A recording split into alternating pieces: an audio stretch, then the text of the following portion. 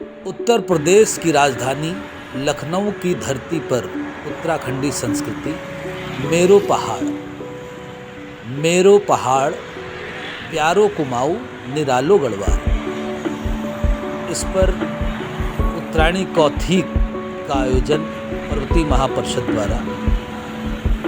उत्तरायणी का त्यौहार लखनऊ में पर्वतीय प्रवासी बंधुओं के लिए एक हर्षोल्लास का समय होता है। एक रिपोर्ट इस उत्तरायणी त्यौहार और उत्तरायणी कौथिग के अवसर पर।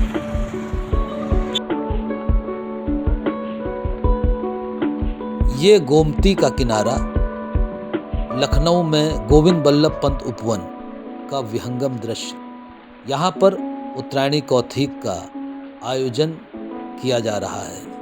आप सभी सादर आमंत्रित हैं।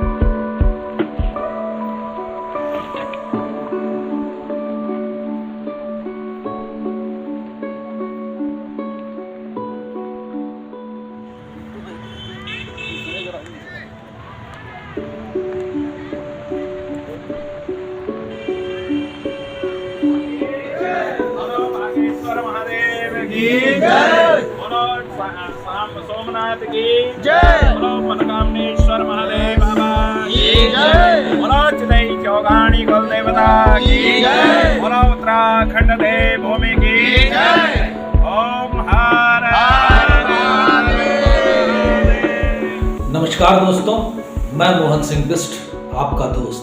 आज बात उत्तराखंडी संस्कृति और उत्तरायणी त्यौहार की। सबसे पहले मैं आप सबको उत्तरायणी त्यौहार, जो कि उत्तराखंड का लोक पर्व है, जिसकी बहुत पौराणिक और धार्मिक मान्यता भी है, उसकी आप सभी को बहुत बहुत बधाई और शुभकामनाएं देता हूँ। 14 जनवरी मकर संक्रांति के अवसर पर, जब पूरे भारतवर्ष में सभी क्षेत्रों में विभिन्न विभिन्न नामों से मकर संक्रांति के त्यौहार को मनाया जाता है, तो उत्तराखंड में इसे उत्तरायणी के नाम से मनाया जाता है। 14 जनवरी को गोमती तट गोविंद बल्लभ पंत उपवन में मैदान में उत्तरायणी मेले का आयोजन करते हैं, जो उत्तरायणी कौथिग के नाम से प्रसिद्ध है। और पूरे लखनऊ में सभी प्रवासी उत्तराखंडी बंधु अलग अलग क्षेत्रों से इकट्ठा होकर महानगर रामलीला ग्राउंड मैदान में एकत्र होते हैं। वहाँ पर खिचड़ी भोज का आयोजन होता है। उसके उपरांत वहाँ से एक शोभा यात्रा, जुलूस के रूप में एक शोभा यात्रा जो है वो उस मैदान तक पहुँचते हैं। और फिर वहाँ पर जो छोलिया नृत्य है, इनका एक छोलिया ग्रुप पूरा उत्तराखंड से आता है। कई वो आते हैं और यहाँ के लोकल के भी काफ़ी कलाकार जो है नृत्य करते हुए और वाद्य यंत्रों को बजाते हुए झूमते नाचते गाते उस मेला स्थल पर पहुंचकर खूब पूरे 10 दिन जो है हर्षोल्लास का माहौल रहता है। विभिन्न प्रकार के आयोजन पर्वतीय संस्थाएं, विभिन्न क्षेत्रों की पर्वतीय संस्थाओं द्वारा आयोजन किया जाता है। हर क्षेत्र से झोड़ा की प्रतियोगिता की जाती है और भी कई प्रतियोगिताएं उसमें आयोजन मेले में किया जाता है। और बहुत ही सुंदर रचना जो है समाज में, पर्वतीय समाज की ये देखने को मिलती है।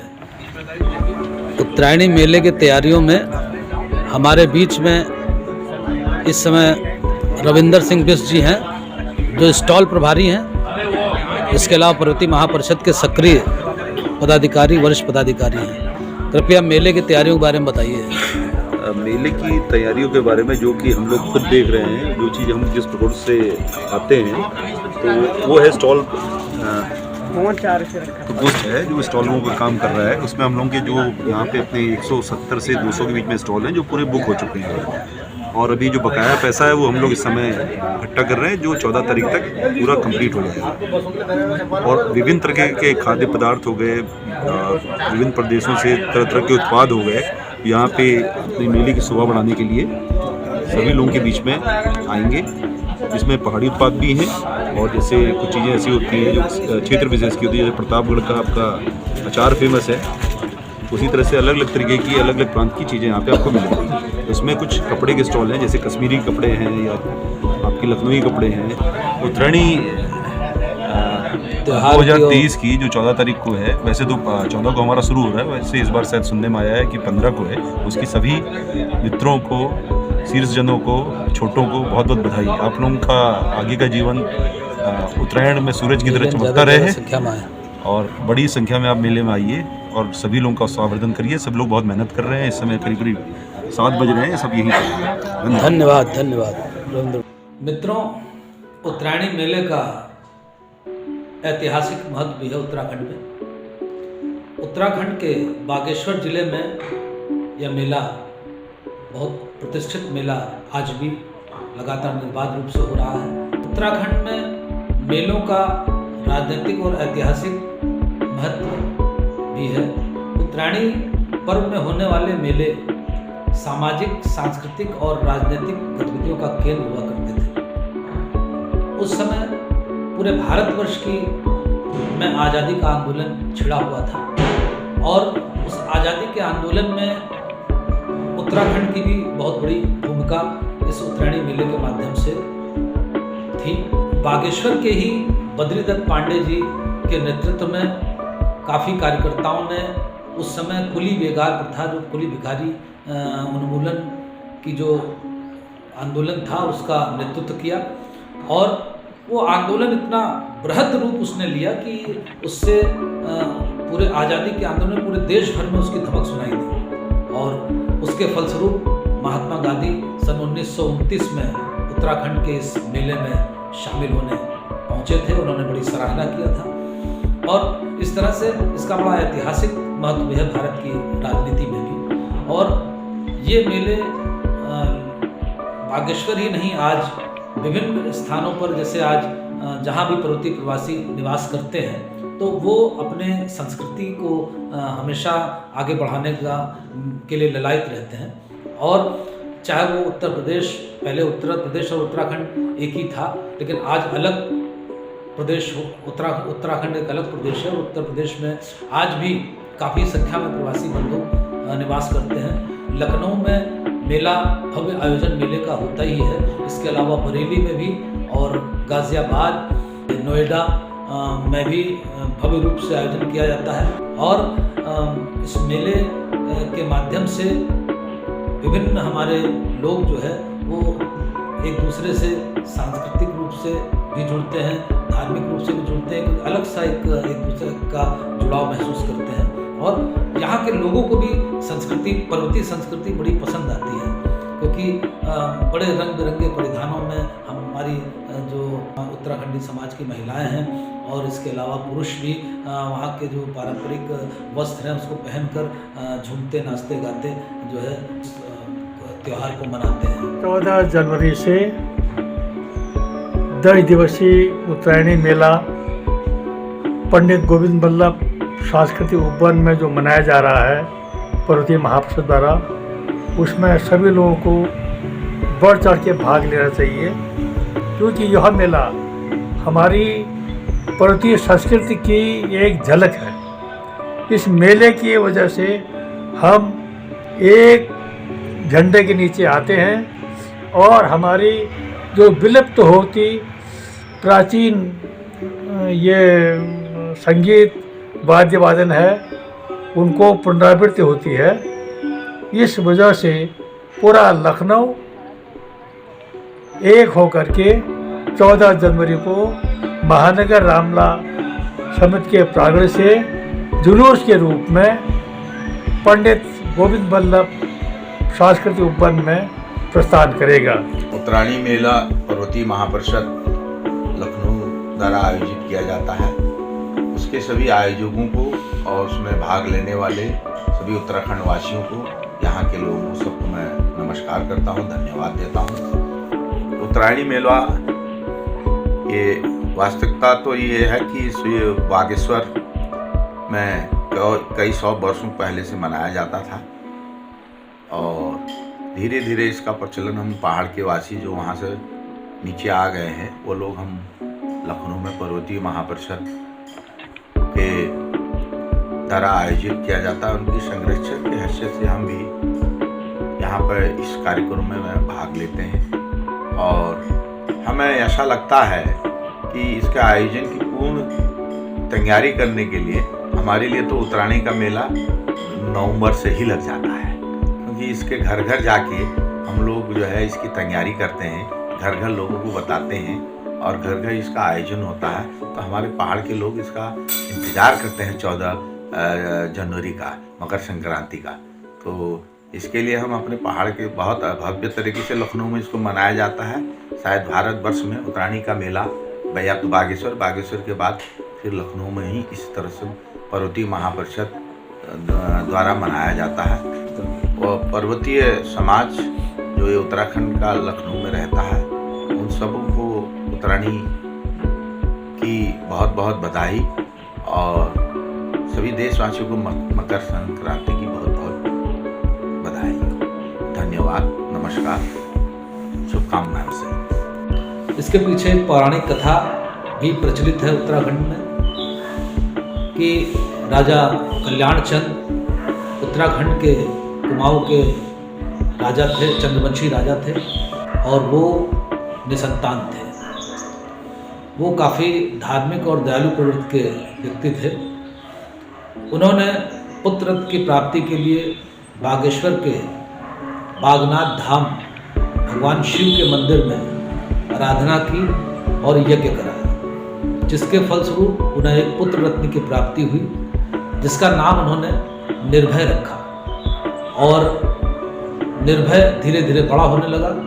जब वो शरारत करता था तो उसकी माँ उसे डराने के लिए काले कौवा काले भुगती माला खा ले कह के डराती थी। इस तरह से वो बच्चा धीरे धीरे बड़ा हो रहा था और उसके पास जब कुछ पकवान वगैरह डाले जाते थे कौवे को बुलाने के लिए, तो कौवे आकर इकट्ठा हो जाते थे। धीरे धीरे घुघती की उन कौवों से दोस्ती हो गई और उसके वो अच्छे मित्र बन गए कौवे। और जो राजा कल्याण चंद हैं, उनके एक मंत्री, बहुत ही दुष्ट मंत्री था, जो महाराज उनका घुघती को मारकर वो राजगद्दी प्राप्त करना चाहता था। एक षड्यंत्र के तहत वो मंत्री घुघती को अपने साथ जंगल ले गया। जंगल में ले जाते समय एक कौवे ने उसको देख लिया। कौवा काव काव करने लगा। उसने सब अपने उसके मित्र कौवे इकट्ठा हो गए। उन्होंने घुघती को ले जाते देखकर उस मंत्री को चोंच से जंगल में जाकर चोंच से मार डाला और घुघती को अपने साथ राजमहल ले आए। राजमहल में बहुत दुख का माहौल था। घुघती के लापता होने से, उसका पता नहीं चल पाने से बड़ा परेशान थे सारे लोग, नगरवासी परेशान थे, महल में राजा रानी परेशान थे। घुघती के वापस आ जाने पर सबको अत्यंत खुशी का ठिकाना नहीं रहा और उसी खुशी में फिर कई पकवान बनाए गए, पूरे नगर में उत्सव सा मनाया गया और उसमें घुघती जो कौवे हैं, कौवों को स्वादिष्ट भोजन खिलाए गए। और इस तरह से ये जो कथा है उसके प्रचलित होके फिर हर वर्ष जो है इसको पूरा नगर, पूरे जो नगरवासी हैं, बहुत उत्तराखंड वासी हैं, वो इसे पर्व के रूप में मनाने लग गए और उस तब से ही ये उत्तरायणी त्यौहार जो है उत्तराखंड में प्रचलित हो गया और ये धूमधाम से मनाया जाने लगा। उत्तरायणी मेला 2023 की ओर से समस्त उत्तराखंड वासियों को बहुत बहुत बधाई, शुभकामनाएं। सभी लोग उत्तरायणी कौथिक में आए, आनंद लें। उत्तरायणी त्यौहार, अपना घुघती त्यौहार जो होता है उसके वर्ष 2023 ये जो हमारा धार्मिक पर्व आने वाला है, इसकी बहुत बहुत बधाई। और इसी के उपलक्ष्य में लखनऊ शहर में ये उत्तरायणी कौथिक हमारे पर्वतीय समाज ही नहीं, सर्व समाज का एक मेला है। इसमें आप सब लोग आए आनंद लें, चाहे वो पर्वतीय संस्कृति हो, खान पान हो, विभिन्न अन्य विषयों पर भी आपको यहाँ पर आनंद लेने का मौका मिलेगा। बहुत बहुत धन्यवाद। नमस्कार, मैं डॉक्टर सविता भट्ट तिवारी, विनायक हॉस्पिटल विकासनगर लखनऊ एवं संरक्षक पर्वतीय महापरिषद, आप सभी लखनऊ के प्रवासी उत्तराखंडी भाई बहनों को उत्तरायणी त्यौहार की बहुत बहुत बधाई एवं साथ ही 14 जनवरी को से शुरू होने वाले उत्तरायणी लखनऊ में शुरू होने वाले उत्तरायणी कौतिक की बहुत बहुत बधाई देती हूँ और साथ ही शुभकामनाएं भी देती हूँ। नमस्कार। नमस्कार, पहला मैं सुंदरपाल सिंह बिष्ट सुंदरदा लखनऊ बटी। मैं अपन संस्था माँ नंदा सेवा समिति मानस जय काम उत्तराखंडी समाजक दुख सुख में काम करन से एकमात्र जय उद्देश्य थे उतर पे आप सब लोगों को ये घुगुतिया तारीख बहुत बहुत बधाई दी छूँ। खूब लंबी लंबी माओ घुगुतिया खितिया खूब घुगुत ख्याल गए। धन्यवाद। आप सब थे मकरैणी और उत्तरायणी की हार्दिक हार्दिक शुभकामनाएं। मी कुणाल श्री विक्रम बिष्ट उत्तर प्रदेश अवध की उत्तराखंडी छूँ। आप सब थे हार्दिक ये त्यौहार की शुभकामनाएं दी। आज मकरैणी कौतिक उत्तरायणी कौतिक लगी छे। हमारा लखनऊ में भी काफ़ी जोर शोर से कौतिक को आज प्रचार प्रसार करना चाहिए। सब आप सब भी आवा देखा अपन मेला उत्तरायणी कौतिक। समस्त लखनऊ वासियों को आने वाले 14 तारीख को उत्तरायणी पर्व की हृदय से शुभकामनाएं। और जो ये पर्व है पूरे भारतवर्ष में अलग अलग, कहीं पोगाल के रूप में मनाया जाता है, कहीं घुगती त्यौहार के रूप में मनाया जाता है। भारतवर्ष में कहीं भी जो भी मेरे भाई बहन माता बुजुर्ग मेरी आवाज़ सुन रहे हैं, मैं उनको उत्तरायणी पर्व की आने वाले 14 तारीख को उत्तरायणी पर्व की हृदय से शुभकामनाएं देता हूं। प्रभु श्री रामचंद्र जी से, बाबा जागेश्वर धाम जी से मैं विनम्र निवेदन करूंगा, सबको सलामत रखे, सबको खुश रखे। इन्हीं शुभकामनाओं के साथ मैं चेतन सिंह बिष्ट, चेतन भैया, लखनऊ उत्तर प्रदेश से आपको नमस्कार करता हूं। धन्यवाद। नमस्कार जी, समस्त लोगों को मेरा सादा प्रणाम। मैं डॉक्टर अनुपम सिंह भंडारी, राष्ट्रीय महासचिव भारतीय पर्वतीय महासभा का। समस्त चैनल के जितने भी दर्शक देख रहे हैं इस समय, उन सभी को उत्तरायणी की बहुत बहुत हार्दिक बधाई और शुभकामनाएं और उत्तरायणी त्यौहार की हार्दिक बधाई। और उत्तरायणी मेला की जो कार्यक्रम हो रहा है भोगी तट पे, उन सभी लोगों को बहुत बहुत हार्दिक बधाई शुभकामना। सभी लोगों से मेरा आग्रह है इस मेला में बढ़ चढ़ के लोग आए और इस मेला को भव्य बनाने में अपनी सहभागिता निभाने का कार्य करें। और सभी लोगों को पुनः डॉक्टर अनुपम सिंह भंडारी आप सभी को उत्तरायणी त्यौहार की हार्दिक बधाई और शुभकामना देता हूँ। तो इस दिन उत्तराखंड की जो महिलाएं हैं वो गुड़ और चीनी की एक चाशनी बनाकर आटे में उसको गूंद कर एक गणित के 4 के आकार का जो एक व्यंजन है उसको बनाते हैं। बड़ा स्वादिष्ट होता है और उसको उसकी माला पिरोकर जो है बच्चों को दे दी जाती है। जहाँ बेटा कौवों को आप खिलाइए तो वही बच्चे काले कौवा खा ले, गुड़ती माला खा ले। हर जगह जो है इस तरह की आवाज़ सुनाई देती है परिवार मतलब उनके घरों में। और इसको एक उत्सव की तरह बनाते हैं और जो भी बड़े बुजुर्ग घरों में आते हैं उनके चरण स्पर्श करके उनका आशीर्वाद लेके उनको सबको भी ये मिठाई मिष्ठान जो पकवान बनाए जाते हैं वो खिलाया जाता है और उनसे आशीर्वाद लिया जाता है। इस तरह से बहुत ही कुमाऊं में उत्तराखंड में बहुत ही प्रचलित त्यौहार है। इसे गढ़वाल और कुमाऊं दोनों में मनाया जाता है। गढ़वाल में इसको मकरैणी के नाम से पुकारा जाता है और कुमाऊं में इसको उत्तरायणी के नाम से। इसी के साथ मैं आपसे इजाज़त लेता हूँ और आपको कैसी लगी मेरी रिपोर्ट। और आगे भी मैं इस तरह के कई प्रोग्राम्स जो कार्यक्रम हैं जो अपनी समाज की जो पर्वतीय समाज की हैं प्रिंट मीडिया से जुड़ी हुई रिपोर्ट्स आपके सामने लाता रहूँगा। और अगर आपको पसंद आता है आपको तो इसे आप लाइक करें और ज़्यादा से ज़्यादा शेयर करें और मेरे इस YouTube चैनल MS न्यूज़ को सब्सक्राइब करना ना भूलें। मैं आपको इसके लिए हृदय से धन्यवाद देता हूँ। बहुत बहुत धन्यवाद, बहुत बहुत नमस्कार।